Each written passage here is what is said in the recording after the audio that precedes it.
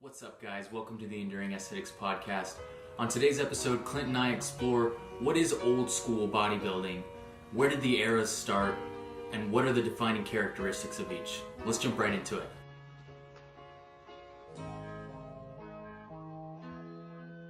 All right, so this week I wanted to talk about what is old school bodybuilding because I was telling you last week, right, that I've been dropping a lot of people off Instagram because they have these accounts that, make it seem like they're gonna, show stuff on old school bodybuilding and golden era and stuff like that. And like over half the stuff they're doing is on like Ronnie Coleman and Jay Cutler. So, Right.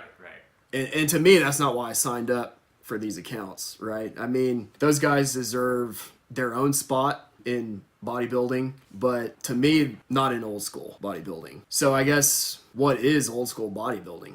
I know everybody's going to have a different definition of it, right? To you, when you hear old school bodybuilding, what do you think of? Who do you think of? What time period do you think of? Is it Ronnie and Jay to you?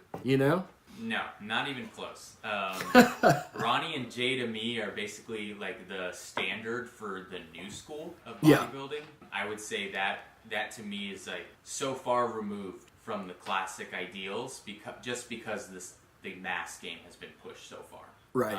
When I go personally to think of old school bodybuilding, the first time period that comes up to my head is the golden era, and to me that's 70s, right, maybe sure. Early 80s, and maybe late 60s, It's a good question though, because I guess you could technically consider the silver era old school bodybuilding as well, right? Right. Yeah, it just depends on how far you want to go back, for sure. So like where would you say the silver era bodybuilding would start? To me, the silver era definitely started in the 40s. And I would say specifically you could bring it to exactly 1940 when John Grimmick won the AAU Mr. America in 40 and then in 41. Because to me, when you talk about silver era, that's one of the first names that comes to mind. John Grimmick and Steve Reeves. Of course, John was a little bit before Steve. And I believe that was the first contest he won, was in 1940. So to me, it's pretty clear that the silver era started in 1940. And, where would you say the silver era ends? Now, as far as where the silver era ends, I'd probably say in the late 50s, early 60s, because that's when steroids started coming into use, right? So I would say once bodybuilders started using steroids, that was the end of the silver era, because the silver era guys were all natural. Dianabol was basically the first steroid that bodybuilders were using, and that was invented in 1958. So, like I said, I definitely don't have an exact date for you like I do for when it began, silver era, but to me, when guys started using steroids is when the silver era ended. So I guess you could even argue that the golden era then for like natural bodybuilding would really be the silver era of bodybuilding. Yeah, I think you could say that. Sure. Yeah. Because once they got into steroids, like the game changed completely. Yeah, absolutely. Yeah, and I would say that level of change in competition would line up pretty closely to the change that we saw from the 80s to the 90s of like, let's go for shape, proportion, symmetry, right, to pure mass. How big can we get? Exactly. Yeah, that's a good point. Yeah, I mean, golden era probably starts with the use of steroids. When I think of the start of the golden era, I think of, Larry Scott was big in the early mid 60s, but more specifically I think of Dave Draper, because he was really the one who Joe Weider really kind of identified that, this is before there was Arnold, right? Before Weider identified Arnold, that this is the guy, he's the guy I'm going to put on all the magazines, he's the guy that's going to get people interested in bodybuilding and buying my products. That was Dave Draper for him before Arnold. And, he gave Draper a job in his factory and had him compete in all of his contests and put him all over the covers of the muscle magazines. So when I think of the beginning of the golden era, I think of Draper in the mid to late 60s, and he was really the first one too that kind of gave the impression of what a West Coast bodybuilder looks like, right? So this good looking guy, blonde hair, he had appeared in a few movies and TV shows and things like that in Hollywood, and with his face everywhere on the muscle magazines. He got people interested in coming to the West Coast and training over there at Gold's and Vince Gironda's and things like that. So he kind of started that too. That's a different thing. But yeah, I think when I think of the beginning of the golden era, I think of Dave Draper. Okay. Where do you see the end of the golden era? Where do you think it ended? I think the early 80s guys still were kind of doing a good job of keeping the aesthetics in the game and not pushing the size too far. You know, guys like Franco still, Samir. Mm-hmm. So those guys were pretty aesthetic, and they trained with the golden era guys. So Right. I think they still had that attitude to them. Once you kind of started getting into the like next generation after that, I would say like guys like Sean Ray started coming in the 80s, and then it starts to push the size a little bit. And then Dorian came in and changed the game. To me, Dorian came in and changed the game. Yeah, to me, he's the beginning of that mass era that I think we're still currently in. I think he was the start. One question I have for you, because I'm kind of on the fence. I'm not really sure how to classify Lee Haney. Would you say he was a golden era guy? You're on the fence too?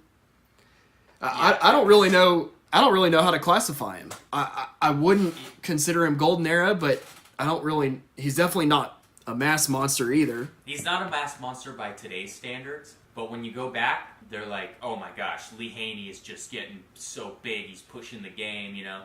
Like, that was the sentiment of the time, that Lee Haney was a mass monster, he was pushing the size game, and that in order to compete next to Lee Haney, you had to get that size, right? I think so. I would say I'm on the fence with him as well. He's kind of like a hybrid, you know? Yeah, he's like a classic mass monster, really.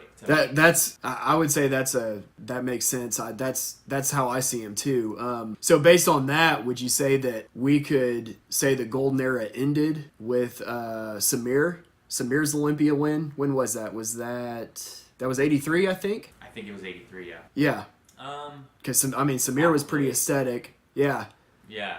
Samir, I would 100% consider golden era. Yeah, absolutely. But yeah, I guess Lee Haney would be the shift to to some degree mass, right? Right. But he was beat by Makaway. He was still battling it out with guys that were aesthetic and had to bring aesthetics to the game. It wasn't just like he could show up huge and take the tape. He still had to have that crazy small waist, the taper, you know, all that. Yeah, it was almost like he was almost like the appetizer for the mass guys, mass generation, basically. Like here's a taste of what's coming up. You know, not right now, but it's coming. So you're in agreement that that you definitely can't call anything old school bodybuilding that starts in that is in that mass generation. Is that right? Yeah. Is that how you see it? Yeah, there's a couple of guys in the 80s that I admire and think stuck to classic ideals, and I'll give a couple exceptions in the 80s, but really past Samir, it's so iffy. And yeah, I would agree that it old school to me probably ended right there, where the transition from Samir to Lee and that let's push mass came into play. Then it became a new era in my eyes, into the size era, and that's perfect example. Lee being an appetizer, I think you're right. Yeah, it was like he was like the bridge to mass. Absolutely. Why do you think there are so many accounts out there that are claiming that that's old school? Do you think that so many people are considering that old school because the average age of Instagram is pretty young? And so, you know, if you're just starting to get into bodybuilding and you're in high school right now, maybe old school is Ronnie Coleman, because I mean, technically he was winning Olympias when you were either just being born or before even you were being born. I think that is the case, and I think there's just a lot of bodybuilding enthusiasts that don't really know their history that well. They haven't been exposed to muscle builder magazines and stuff like that. They might have heard about their favorite pro being inspired by a muscle builder or something like that, but I don't think they've ever actually gone in depth looking for that. And then you have like a lot of people trying to just set up accounts because they're Right. enthusiastic about bodybuilding. They don't know very much, and to them, Ronnie Coleman was far enough in the past to be considered old school. But when you know when you look back at the history of bodybuilding, then it changes things. It's not based on your timeline of how old you are. It's based on the overall, like, this is bodybuilding, you know? Sure. Yeah, I think that's a good point. I mean, I guess on Instagram, right, you got to give people what they want, or else they're not going to follow you. You're not going to. I guess that's what people want. I guess is the newer guys. I guess they're more relatable. That's one thing I really like about Enduring Aesthetics, and that drew me to it, is that you're doing your best to show the history of it and the more aesthetic side. And if you want to look at the more aesthetic side, most of the time you have to go back. Man, so I'm looking up the Olympia history, and it looks like Dorian won his first in 1992. So is that our hard cutoff for old school, 1992? since that was his first Olympia win? Or are we... Yeah, or are we, like you said earlier, are we going to go back to Samir's win in '83 as the cutoff for old school? For me, when I think about it, I usually cut myself off in, like, late 80s. Okay. Going into, like, 1990, I know Lee Haney won it, but right, he was standing next to a bunch of guys that were just huge, you know? Yeah, absolutely. Okay, yeah, I mean, I've got no problem with saying through the 80s that we're still good. Yeah. So, thanks so much for watching, guys. We'd love to know what you think old school bodybuilding is. Comment below with your thoughts, and make sure to like the video and subscribe for more.